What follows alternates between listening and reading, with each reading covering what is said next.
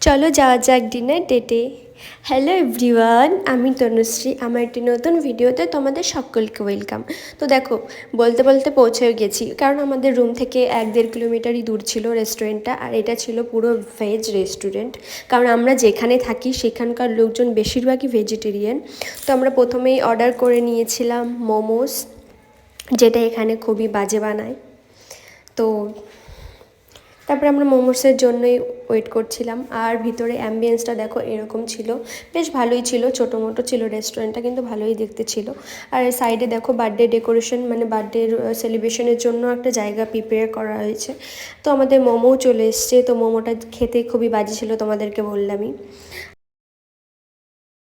তারপরে আমাদের চলে আসে মশালা পাপড়। এটা খেতে বেশ ভালোই ছিল। আমরা মেন কোর্সে নিয়েছিলাম একটা কম্বো, যেটা ছিল মাশরুম আর পনিরের কম্বো, আর সাথে নিয়েছিলাম আমরা লাচ্ছা পরাঠা আর বাটার নান, যেটা ভালোই ছিল খেতে। আর আমি বলছিলাম যেটা মাশরুমের একটা স্মোকি একটা ফ্লেভার ছিল, খেতে বেশ ভালো লাগছিল।